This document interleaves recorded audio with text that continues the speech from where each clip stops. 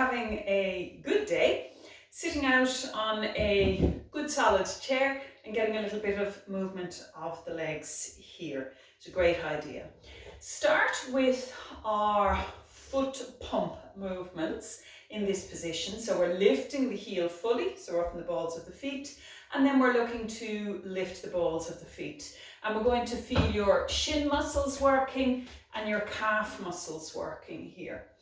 Nice, slow, controlled movement, and look to briefly hold each time. Really feel the muscles at work. Aim to keep your toes a little bit spread if you can, especially on that lifting upwards movements. Really picture that you're creating space between your toes. Now see, can you alternate the movements? So one is rocking forward and the other is rocking backwards. As we're doing this movement, let's place our hands up onto our hips and look to keep them relatively steady. So just notice if you're getting a lot of swing and sway going on here. So looking to keep the torso upright and quiet.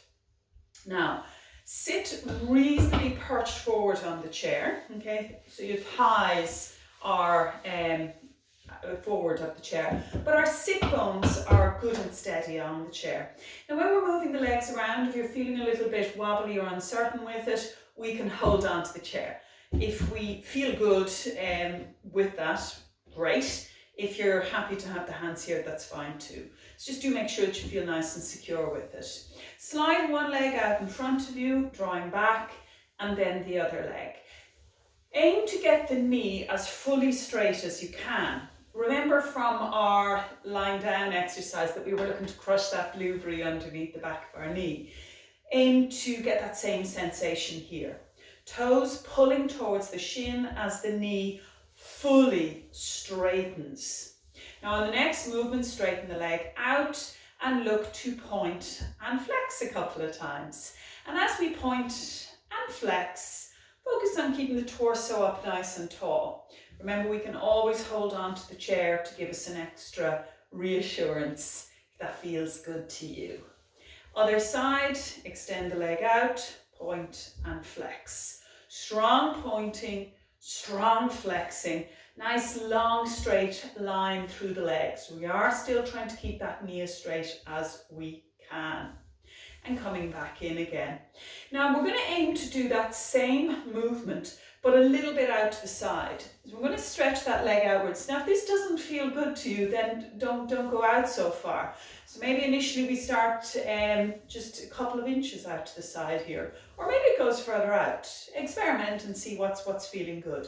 If you find that you have to twist or tilt your torso, that's telling you the leg has gone too far, isn't it? So we should be able to have our sit bones connected to the chair and our torso nice and tall. Once again, foot pump movements. Point and flex, point and flex. Toes lengthening away from us and then pulling the toes towards us, but do try and spread the toes as much as we can with that movement. So picture there's air in between your little pinky toes as we go. And drawing back in again. Let's try the other leg. And do notice that there might be quite a difference between them. So one leg might not go out so far, and the other leg might feel quite happy going out. But try to stick within a reasonable range between the two. So if one is not as flexible, try and edge that out a little bit. And if the other one is more flexible, then just try and keep it to a similar range to the less flexible side. Pointing and flexing. Remember, we're really aiming to get this bit of air in between your pinky toes. And coming back in again. Now, hands onto your hips. We're going to lift one sit bone and then lift the other. Now, what I want you to feel is that you're doing this by squeezing those bum muscles. Okay, so we're really tightening up that buttock cheek to lift that sit bone, feel it soften and relax, and then tighten up the bum cheek on this side.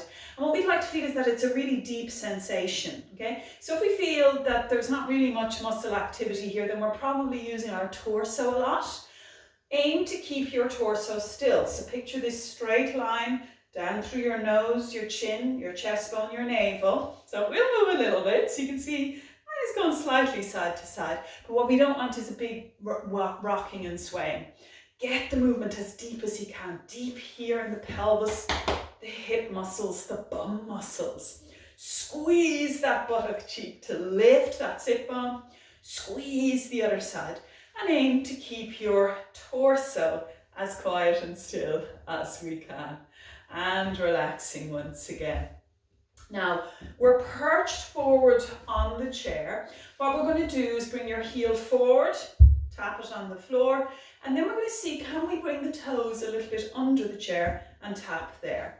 So foot forward and tap, foot coming back and tap. Now, we may find that we're quite happy to make that movement quite big. We might be able to take the toes right back under the chair. Or we might feel, whoa, yeah, that's too far altogether. So we might just make the movement to here. The toe might just come underneath the edge of the chair here. So where is working well for you today? We want to feel that we're a little bit challenged as we make that tap, but we don't want to feel that we're wavering and struggling all over the place. So find that sweet spot, a little bit of challenge, but not too much. And let's switch over and work the other side. Holding the chair if we need to, tapping the heel forward, bringing the foot and tapping a little bit back. Forward tap, backward tap. As the leg goes forward, that's relatively easy for most people, and the backward movement is where we have to pay a little bit of attention to stay nice and tall through the torso. Keep your hips reasonably steady. Don't be the leaning Tower of Pisa. And remember, you're looking for challenge, not struggle. So if we don't take the foot so far back, that's fine too. Where is the right challenge for you for today? And centering. Now we're going to work a few of our nice elbow circles again. So fingertips on your collarbones, forward with those elbows, up and out. If we are spending a lot of time less active, what we may find is that we tend to round a little bit and we become a little bit caught that way. Isn't this such a wonderful movement for counterbalancing that? So it opens up across your chest, and I want you to really feel that your shoulder blades are quite active in this movement. So feel the shoulder blades creating the stretch across the front of the chest. Feel your shoulder blades drawing a little bit together. So it's almost like you're trying to squeeze the shoulder blades a little bit together in the back of the body. And dropping back down. Let's allow a small little movement of your head. And I'd like you to really feel that you're letting the earlobe drop down towards your shoulder. So I have drop earrings here. So picture that the earring is falling straight down towards the shoulder as we go from one side to the other. Now, as we make that movement, feel that it's a nice stretch. Maybe there's a little bit of noise in the neck as we make that, but it shouldn't feel nasty or unpleasant. So find your range for today. Back to center. Turn your gaze a little bit to one side. Turn your gaze a little bit to the other side. Your hands are resting comfortably, and feel that your elbows are soft by your sides. So what we don't want is a lot of movement in the torso here. We'd like to really feel that it is just the head and neck moving. Back to center, hands onto your chest. Let's make a small rotation one way and then a small rotation the other way. So this is a really small little movement. Feel that you're getting this lovely twirling, twisting sensation through the center of the body. I'm going to invite you to breathe out as you twist and breathe in as you come back to center. Exhale. And notice the movement is quite possibly smaller when we exhale. But what you're actually doing is you're intelligently guiding your muscles to support the spine well in rotation. So it's a very, very useful technique for training the body. Breathe out to twist, breathe in to face forward. And back to center.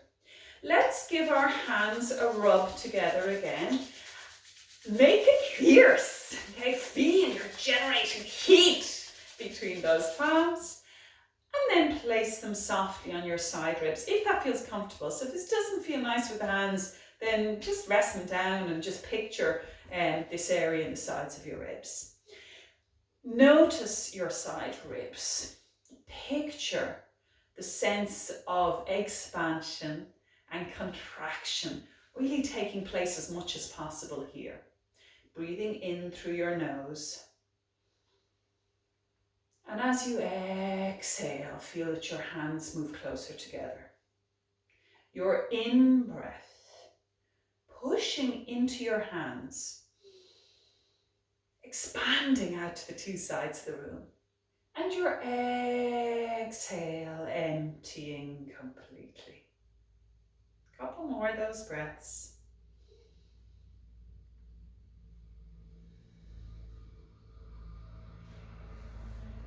Well done.